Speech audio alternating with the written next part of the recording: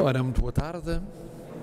Foi uma longa e muito interessante sessão esta, e vale a pena recordar que ela se realiza num momento em que já passou bastante tempo sobre o primeiro desconfinamento, no início de maio, passou um tempo bastante razoável sobre o segundo desconfinamento, a 18 de maio, e já temos bem mais de 14 dias sobre o terceiro desconfinamento, a 1 de junho.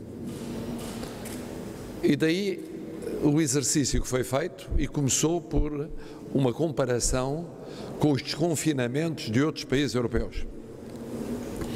E verificou-se, em relação a praticamente todos eles, que tem o R ou acima de 1 ou abaixo de 1, muito perto de 1. A maioria dos países tratados acima de 1. Significando que o desconfinamento, em termos diversos, neles, foi acompanhado nos últimos tempos de uma subida do R, isto é, do indicador de transmissão, de propagação do vírus.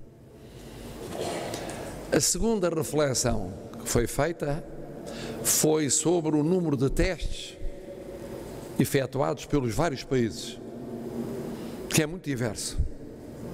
Portugal está no grupo daqueles 5 países que mais testes realizaram por 1 milhão de habitantes, ou se quiserem, por 100 mil habitantes. O que não é indiferente para se comparar o número de infectados. Há países que têm 1/5, 1/4, 1/3, 60% do número de testes efetuados por Portugal. Tem vindo a aumentar. E que aumentou sensivelmente nestes períodos de desconfinamento. A terceira reflexão que foi feita foi sobre o que se previa há um mês e meio, sobre os resultados do desconfinamento e aquilo que até agora ocorreu. Digo até agora porque, naturalmente, que estes efeitos só serão progressivamente visíveis no final de junho, ao longo do mês de julho e depois, porventura, no mês de agosto. Os cenários previstos eram muitos, mais positivos e menos positivos, e alguns muito preocupantes, quer em termos de mortes, de óbitos, quer em termos de pressão sobre o Serviço Nacional de Saúde, a saber, hospitalizados e também internados em cuidados intensivos. A realidade atual mostra que não se verificou uma subida em termos de óbitos, de mortes. Há uma tendência relativamente estável decrescente e que, relativamente aos internados hospitalizados ou internados em cuidados intensivos, existe nos últimos dias, ou se quiser na última semana, uma ligeira subida numa tendência que é uma tendência de estabilização na descida. Longe dos cenários de pré-ruptura ou de ruptura, como por exemplo o cenário de pré-ruptura de duplicação do número de infectados por causa ou como efeito dos desconfinamentos. Depois destas reflexões, refletiu-se bastante sobre a situação do R em Portugal, neste momento. Eu falei-vos do R nos países europeus. Em Portugal, neste momento, o R está em 1,08. Curiosamente, com a região de Lisboa e Val do Tejo abaixo das outras regiões, ligeiramente abaixo. Mas tem havido flutuação. E a verdade é que, nas últimas semanas, o R, em termos gerais, tem estado acima de 1. Ligeiramente acima de 1, mas acima de 1. Olhou-se para a região de Lisboa e Val do Tejo e pode dizer-se que boa parte da argumentação, do debate em torno dos dados apresentados e da explicação ou da procura de causas esteve centrada nesta região. Não é que não se falasse de outros surtos pontuais, como o surto no Algarve, pontual, mas a pergunta foi, em relação à região de Lisboa e Val do Tejo, porquê o número de infectados conhecido nas últimas semanas? Porquê? Nós já sabíamos que esta região, depois de ter tido, como todas, uma subida inicial, não teve a descida acentuada do norte e do centro e estabilizou em valores constantes, mas que representaram uma descida inferior ao norte e ao centro. Porquê a subida agora? A subida agora é porque há dados novos ou porque há um conhecimento novo de dados antigos? E essa é uma questão importante. E é uma questão importante porque, como sabem, há uma área geográfica sobre a qual vão incidir as medidas já anunciadas pelo Governo, que cobre apenas uma pequena parte da região de Lisboa e Val do Tejo. Apenas uma pequena parte da área metropolitana de Lisboa, correspondendo a freguesias de alguns municípios e que, aliás, são vizinhas entre si, são muito próximas entre si. O que é que há de comum ali que explique aquele surto ou aquele somatório de surtos?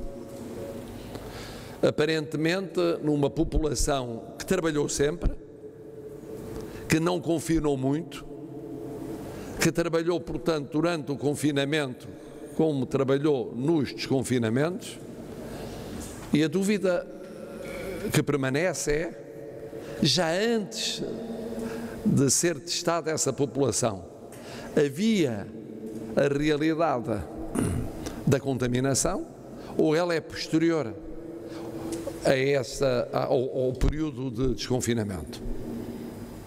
É uma questão que é importante. Os inquéritos no terreno já feitos e a fazer vão permitir esclarecer isso.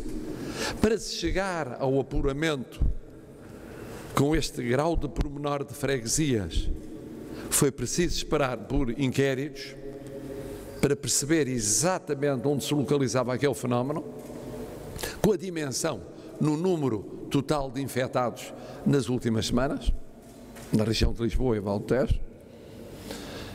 E esta é uma questão importante, como compreenderão, e que esteve ligada a uma outra de que se tratou. Vários especialistas disseram, quer nas suas intervenções, quer depois no debate, que era preferível haver medidas concretas e específicas para áreas geográficas também específicas, a haver medidas genéricas. As medidas genéricas tinham o problema de se dirigir a um número indeterminado e interminável de pessoas, quando as situações tinham de ser progressivamente afinadas no caso concreto. Como sabem, porque já foi anunciado, boa parte das medidas mais significativas que o Governo vai, ou já formalizou, ou vai formalizar em Conselho de Ministros, tem a ver com esta ideia. São medidas concretas no quadro amplo da região de Lisboa e Val do Tejo para uma área geográfica precisa, em condições precisas, correspondendo a determinadas freguesias. Depois há outro tipo de medidas que tem a ver com o quadro sancionatório relativamente à aplicação das normas sanitárias. Mas um dos pontos muito interessantes desta sessão foi o caminhar-se no sentido da importância de medidas específicas, o que implica um trabalho no terreno, nomeadamente em inquéritos sanitários, um conhecimento da realidade e uma atuação rápida sobre a realidade através de medidas muito focadas. Em termos gerais, também esteve presente a ideia do papel fundamental da responsabilidade de cada português.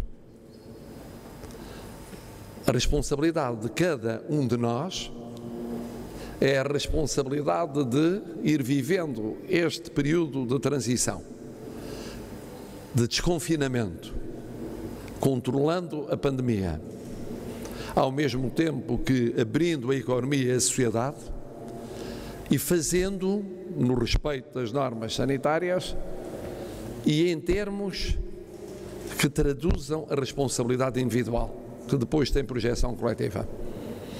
Em suma, eu diria que esta sessão, que é para continuar, foi marcada uma próxima sessão para daqui a 15 dias, embora focada muito na região de Lisboa e Val Tejo, abordou temas comparados com experiências estrangeiras e reflexões sobre o que se previa e o que se vive e o que se pode vir a viver, com uma preocupação óbvia, que foi, aliás, a preocupação que presidiu sempre às medidas tomadas ao longo do tempo, que é salvaguardar vida e saúde, olhar para a evolução do número de mortos, felizmente uma evolução positiva, olhar para a pressão sobre o Serviço Nacional de Saúde, até agora sem situações de stress ou de pré-stress por força da evolução do número de testados e do número de infectados.